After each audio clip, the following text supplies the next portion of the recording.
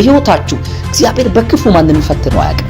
እግዚአብሔር ለጠራን ጥሪ፣ እግዚአብሔር ለሰጠን ዓላማ፣ እግዚአብሔር ላጨን ለሚጠብቀን ለትልቁ ዓላማ ብቁ መሆናችን ሊፈትን ይፈልጋል። ለምን? ያልተፈተነ ማንነት ለሚመጣው ለተስፋው ቃል የበቃ ስለማይሆን፣ ያልተፈተነ ማንነት ከእግዚአብሔር ዓላማ ጋር ስለማይገናኝ፣ ያልተፈተነ ማንነት ለእግዚአብሔር ስራ ምቹ ስለማይሆን እግዚአብሔር የተፈተነ ማንነታችን ይፈን። ስንፈተን ተስፋ እንቆርጣለን። ከፈተናው ባሻገር ያለን ሕይወታችን አሻቅበን ማለት አንችልም። ትቶ መሸሽ፣ ወደ ኋላ ማክፈክፈክ፣ ይሄ ከበረከት መጉደል ነው። ስለዚህ ወንድሞቼና እህቶቼ በፈተና ውስጥ ያላችሁ ተፈትኖ ማለፍ መብዛትና መባረክ ያመጣልና መፈተንን አትፍሩ። አሁን ያላችሁበት ሕይወት የሚበዛ የሚጨምር እንዲሆን ተፈትኖ ማለፍ ያስፈልጋል። ሻሎም ቅዱሳን፣ የጌታ ጸጋና ሰላም ለእናንተ ይሁን። እኔ በጌታ ወንድማችሁ አገልጋይ ታዲ ነኝ። ዛሬ ወደ እናንተ እግዚአብሔርን ቃል ላካፍላችሁ ነው የመጣሁት። ዛሬ አብረን የምንመለከተው የእግዚአብሔር ቃል የሚገኘው በዘፍጥረት መጽሐፍ ምዕራፍ 22 ከቁጥር 1 ላይ የሚገኘውን የአምላካችን እግዚአብሔርን ቃል አነባለሁ። እንዲህ ይላል። በጌታ ስም አነባለሁ። ከነዚህ ነገሮች በኋላ እግዚአብሔርም ፈተነው። እግዚአብሔር አብርሃምን ፈተነው፣ እንዲህም አለው፣ አብርሃም ሆይ። አብርሃምም እነሆ አለው አለ። የምትወደውን አንድ ልጅህን ይስሐቅን ይዘህ ወደ ሞሪያም ምድር ሂድ፣ እኔም በሚነግርህ በአንድ ተራራ ላይ በዛ መስዋዕት አድርገህ ሰዋ አለው። አብርሃምም በማለዳም ተነስቶ አህያውን ጫነ፣ ሁለቱንም ሎሌዎችን ልጁንም ይስሐቅንም ከእርሱ ጋር ወሰደ፣ እንጨትንም ለመስዋዕት ሰነጠቀ። ተነስቶም እግዚአብሔር ወዳለው ቦታ ሄደ ይላል። በዚህ ክፍል ላይ አንድ የምንረዳው ነገር ቢኖር እንግዲህ አብርሃምን ሁላችን የምናውቀው ነው። የብዙዎች አባት ለመሆን እግዚአብሔር የጠራው ሰው ነው። ኡር ከሚባል ከከላዳውያን ምድር የተጠራ የተመረጠ ሰው ነውና እንደምናውቀው እግዚአብሔር በመጀመሪያ ለአብርሃም ወንጌልን ሰበከ። እግዚአብሔር ለአብርሃም ወንጌል ከሰበከው በኋላ በሰማው ቃልና ድምጽ መሰረት ነው ከእናት ከአባት ከቤተ ዘመዱ ሁሉ ተለይቶ እንዲወጣ እግዚአብሔር የተናገረው። ከዛም ወዲያ እንግዲህ አብርሃም በ75 ዓመቱ ከወጣ በኋላ የተስፋው ቃልና አብርሃም የሰማው ተስፋው ቃል እስኪፈጸምበት ጊዜ መሃል ያለው ወደ 24 ዓመት ገደማ ብዙ ውጣ ውረዶች ነበሩ። አብርሃም ሰምቶ የወጣ የታዘዘ ነው። ሁላችን እንደምናውቀው በእምነት ለሁላችን አባት የሆነ ለሁላችን ምሳሌ ወይም አርያ የሆነ ሰው አብርሃም ነው። አብርሃም ማመነ፣ ጽድቅ ሆኖ ተቆጠረለት የተባለው በጣም ብርቱ ሰው ነው። ይህ ሰው እግዚአብሔር እንደተናገረው ዘርህ እንደ ምድር አሸዋ እንደ ሰማይ ከዋክብት ይበዛል ብሎ በተናገረው ቃል መሰረት ምንም ቢዘገይ ይስሐቅን ለማግኘት 24 ዓመት ሙሉ ቢጠብቅም ይስሐቅን እግዚአብሔር ሰጠውና የተቀበለው ተስፋ ቃል በሕይወቱ ያለው ሰው ነው። አብርሃም በብዙ ጣውግቶች አልፎ የተስፋውን ቃል የሆነውን ይስሐቅን ካገኘ በኋላ ከዛም ወዲያ በሕይወቱ ላይ አንድ ነገር ሲሆን እንመለከታለን።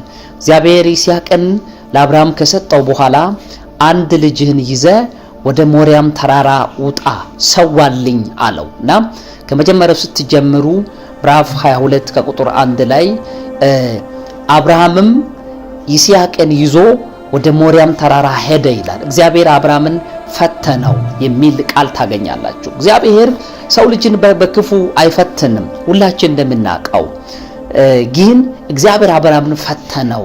ምን ያህል ለኔ ቦታ አለው? ምን ያህል ለኔ ስፍራ አለው? ከስጦታው ይልቅ ሰጪው እኔን ያበልጠኛል ወይ?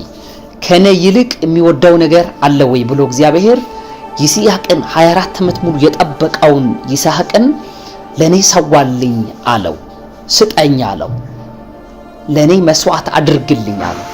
አብርሃምም አላንገራገረም፣ ታዘዘ፣ ይዞ ወጣ። በታማኝነት ወደ ሞሪያም ተራራ ይስሐቅን ይዞ ሄደ። ተፈትኖ ማለፍ በሚል ሐሳብ ነው ዛሬ ማወራችሁ። ተፈትኖ ማለፍ። አብርሃም የብዙዎች አባት ሆነ ስንል ብዙዎቻችን አፋችን ሞልተን እንናገራለን። አብርሃም የብዙዎች አርያ ሆነ፣ ለብዙዎች አባት ሆነ ስንል ብዙዎቻችን ደስ ይለናል። እግዚአብሔር በሸቆጥቋጦ ላይ ለሙሴ ሲናገር እንደዚህ አለው፣ እኔ የአብርሃም የይስሐቅ የያዕቆብ አምላክ ነኝ አለው። ይህ ዘላለም ስሜ ነው አለ። ይህ ስመ ገናና የሆነ ብርቱ ሰው አብርሃም በምን አልፎ ነው የብዙዎች አባት የሆነው? አያችሁ፣ እግዚአብሔር እንደ ምድር አሸዋ ዘሮችህ ይበዛሉ፣ እንደ ሰማይ ከዋክብት ይበዛሉ ብሎ ቃል ቢገባም እንኳን አብርሃም ተፈትኖ ነው የብዙዎች አባት የሆነው። ተፈትነን ነው ለብዙዎች የምንበቃው። ብዙዎቻችን በሕይወታችን በሚገጥሙ ፈተናዎች፣ በጥቂቱ በብዙ በሚመጡብን ነገሮች ቶሎ ተስፋ እንቆርጣለን። እነዚህ ነገሮች በሕይወታችን በሚገጥሙ ነገሮች ውስጥ መብዛት እንዳለን አናስተውልም ማለቴ ነው። ስለዚህም ዛሬ ሌላችሁ የሚፈልገው ነገር ቢኖር ተፈትኖ ማለፍ በሚል ሐሳብ ነው ማውራት የሚፈልገው። ተፈትኖ ማለፍ ነው ለብዙዎች ብቁ ለብዙዎች አባት የሚያደርገው። ተፈትኖ አልፎ ነው እንደ ምድር አሸዋ እንደ ሰማይ ከዋክብት የበዛው። ተፈትኖ ማለፍ በሕይወታችሁ እግዚአብሔር በክፉ ማንንም ፈትኖ አያውቅም። እግዚአብሔር ለጠራን ጥሪ፣ እግዚአብሔር ለሰጠን ዓላማ፣ እግዚአብሔር ላጨን ለሚጠብቀን ለትልቁ ዓላማ ብቁ መሆናችን ሊፈትን ይፈልጋል። ለምን? ያልተፈተነ ማንነት ለሚመጣው ለተስፋው ቃል የበቃ ስለማይሆን፣ ያልተፈተነ ማንነት ከእግዚአብሔር ዓላማ ጋር ስለማይገናኝ፣ ያልተፈተነ ማንነት ለእግዚአብሔር ስራ ምቹ ስለማይሆን እግዚአብሔር የተፈተነ ማንነታችን ይፈልጋል። ስለዚህ ዛሬ ምንድነው የምትለን ካላችሁ አንድ ነገር ብቻ ልላችሁ ፈልጋለሁ። ተፈትኖ ማለፍ ብቁ ያደርጋል። በተለይ በእኛ ዘመን መፈተንን አንወድም። ቻሌንጅን መጋፈጥን አንወድም። በቻሌንጅ ውስጥ ማለፍን አንወድም። ግን እንደ አብርሃም መብዛት፣ እንደ አብርሃም መባረክ ባይዘው አብርሃም በባለጠግነት የተገለጠ በጣም ብሌስድ የሆነ ሰው ነው። አንዳች ያላጣ ሁሉ የተሟላለት ሁሉ የተሰጠው ሰው ነው። ያለፈበት መንገድ ግን ፈተና የሞላበት ነው።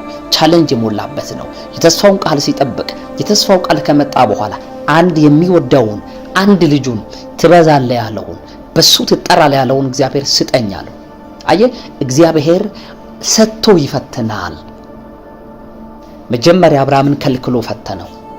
አብርሃምና እግዚአብሔር ያላቸው ኢንቲሜሲያቸው በጣም ጠንካራ ስለነበረ 24 ዓመት በቆየው በይስሐቅ የአብርሃምና እግዚአብሔር ህብረታቸው አልተቋረጠም። አብርሃም የተስፋው ቃል አገኘ፣ ጸሎቱ ተሰማ፣ አካል ለበሰ። መልሶ የሰጠው አንድ የሚበዛበትን የሚባረክበት ነገስታት ከጉልበት ይወጣሉ የተባለውን ይስሐቅን ሰጥቶ እንደገና ፈተነው። ስጠኝ አለው መልሶ። የተፈተነ ማንነት ሲኖረን ነው እግዚአብሔር የሚያበዛ። ስንቶቻችን ነን አልሰጠን ብለን በማኩረፍ ህይወት ውስጥ ያለን? ስንቶቻችን ነን ከሰጠ በኋላ ስጠን ብንል ብሎ ቢጠይቀን ለእግዚአብሔር ፈቃደኛ ምን ሆን? የተፈተነ ማንነት ነው እግዚአብሔር የሚፈልገው። ተፈትኖ ማለፍ። አብርሃም በስደት ኖረዋል። ከኡር ከለዳን ምድር ወጥቶ እግዚአብሔር ወደሚያሳየው ምድር ገብተዋል። በከነዓን ኖረዋል።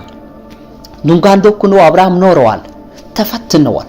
በስደት ውስጥ ያላችሁ ሰዎች፣ በመከራ ውስጥ ያላችሁ ሰዎች፣ በስራ ማጣት ውስጥ ያላችሁ ሰዎች፣ በልጅ ማጣት ውስጥ ያላችሁ ሰዎች፣ ለአገልግሎት ስፍራ በማጣት ውስጥ ያላችሁ ሰዎች፣ እግዚአብሔር የነገራችሁ የተስፋ ቃል በሕይወታችሁ ያለ ዛሬ ላይ ግን በፈተና ውስጥ የምታልፉ ሰዎች ይህ መልእክት ለእናንተ ነው። እግዚአብሔር ከተፈተናችሁ በኋላ የሚሰጠው የምትስቁበት ነው። እግዚአብሔር ተፈትኖ ማለፍን ይፈቅዳል። ብዙዎቻችን ለፈተና ፍቃድ አንሰጥም። ለፈተና የተዘጋጀ ልብ ግን እኛ ዘንድ ሊኖር ይገባል። ብዙ ጊዜ ስንፈተን ተስፋ እንቆርጣለን። ከፈተናው ባሻገር ያለን ህይወታችን አሻቅበን ማየት አንችልም። ለዚህ ነው ያዕቆብ እንደዚህ ያለ በፈተና የሚጸና እርሱ የተባረከ ነው ይላል። ፈተናና በረከት ተያያዥነት አላቸው። በፈተና ውስጥ ሰዎች ብቁ ይሆናሉ፣ ብርቱ ይሆናሉ። የብዙዎች አባት ሊሆን 24 ዓመት ድፍን በመከራ ውስጥ አልፈዋል። የብዙዎች አባት ሊሆን አንድ ልጅ ይስሐቅ ለማግኘት ዋጋ ከፍለዋል። የብዙዎች አባት መሆኑ ለማይቀር አንድ ይስሐቅን ለማግኘት አምጠዋል፣ ዋጋ ከፍለዋል። ከዛን ወዲያ ነው የብዙዎች አባት ይሆናል። ዛሬ እግዚአብሔር በአንድ ነገር እኛን ሊፈተነን ይፈልጋል። ከዛ ብዙ ነገር ይሰጣናል። ብዙዎቻችን አግኝተናል፣ እግዚአብሔር ከቤቱ አጣን። ብዙዎቻችን እግዚአብሔር የሰጠውን የነገረውን ለእኛ ከሰጠን በኋላ እኛ ከቤቱ ታጣን፣ ከቤቱ ጠፋን። ይህ መልእክት በየትኛው አቅጣጫ የምትከታተሉ ለእናንተ አንድ አስምሬ መናገር የምፈልገው ነገር ብኖር ተፈትኖ ማለፍን አትፍሩ። ፈተናን መጋፈጥን አትፍሩ። አብርሃም መካንነትን ተጋፍጠዋል። ልጅ ማጣትን ተጋፍጠዋል።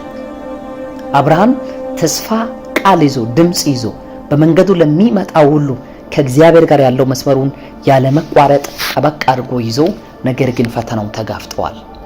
ትቶ መሸሽ፣ ወደ ኋላ ማክፈክፈክ፣ ይሄ ከበረከት መጉደል ነው። ስለዚህ ወንድሞቼና እህቶቼ በፈተና ውስጥ ያላችሁ ተፈትኖ ማለፍ መብዛትና መባረክ ያመጣልና መፈተንን አትፍሩ። አሁን ያላችሁበት ህይወት የሚበዛ የሚጨምር እንዲሆን ተፈትኖ ማለፍ ያስፈልጋል። በዚያ ያዥ አንድ ነገር ልናገር ፈልጋለሁ። እግዚአብሔር አብርሃም ለምን ፈተነው? በክፋት በአመፃ አይደለም። እግዚአብሔር አብርሃምን የፈተነበት ምክንያት ለምን እንደሆነ ታውቃላችሁ? የብዙዎች አባት እንዲሆን፣ የብዙዎች አርያ እንዲሆን። በየትኛው አቅጣጫ ብትሄዱ አብርሃም አባታችን የሚሉ ብዙዎች ናቸው። የብዙዎቻችን አባት ሆነ። ለዚህ ነው ገላትያን ምዕራፍ 3 ቁጥር 13 ላይ ስትመለከቱ እንዲህ የሚል ቃል ታገኛላችሁ። የአብርሃም በረከት በክርስቶስ ኢየሱስ በኩል ወደኛ እንዲመጣ ይላል። የአብርሃም በረከት በኢየሱስ እስኪመጣ ግን በፈተና ውስጥ እሱ አልፈዋል። ለመፈተን ልባችሁን አዘጋጁ። ለመፈተን ተዘጋጁ። ከፈተናው በኋላ በረከታችሁ ይመጣል። በአንድ ክፍል ውስጥ ያሉ ተማሪዎችን አንድ አስተማሪ ሲፈትን የሚፈትነው የአስተማሪው ዕውቀት እንዲለካ አይደለም፣ የተማሪው ዕውቀት እንዲለካ ነው። ምን ያህል ተምረዋል፣ ምን ያህል ጨብጠዋል፣ ምን ያህል ተከታትለዋል፣ ምን ያህል ለትምህርቱ ትኩረት ሰጥቷል የሚለውን ይፈትነዋል። አስተማሪው ግን ፈተናው የሚያወጣው እሱ ራሱ ነው። መልሱም ያለው እሱ እጅ ላይ ነው። እግዚአብሔር እኛን ሲፈትነን መልስ በእጁ ይዞ ነው። ማውጫውን እያዘጋጀ ነው። ሊረዳን እየቻለ ነው። ስለዚህ የእግዚአብሔር ታላቅነት በእኛ ፈተና አይለካም። የኛ ውስጥ ማንነታችን በፈተና ውስጥ ግን ይጠነክራል። ወርቅ በእሳት ውስጥ ማለፍ እንደሚገባው ሁሉ ወርቅነቱ ጠርቶ አንገታችን ላንጠልጥለን ለመሄድ በእሳት ውስጥ ማለፍ ውበት ይሰጣዋል። ልክ እንደዛ ነው። በፈተና ውስጥ አልፈ ስትሄድ ነው ውበት የምትሆነው፣ ድምቀት የምትሆነው፣ ለብዙዎች በረከት የምትሆነው። ተፈተነ ነው የኛ ጊዜ አሁን ማግኘት፣ አሁን እንዲሆንልን፣ አሁን እንዲሳካልን። ፈተና ቢባል እንዲመጣብን አንፈልግም። ይህ ደግሞ ከትልቅ በረከት መጉደል ነው። ትልቅ ፈተና ውስጥ ትልቅ ስኬት አለ። ወዳችኋለሁ። ይህ ክፍል 1 ነው። ቀጣይ በክፍል 2 እንገናኛለን። ተፈትኖ ማለፍ የብዙዎች አባትነትን ያመጣል። ሰብስክራይብ፣ ፎሎ ማድረጋችሁን አትርሱ። ኢየሱስ ክርስቶስ ትላንትናም ዛሬም እስከ ለዘላለም ሕያው ነው። ሻሎም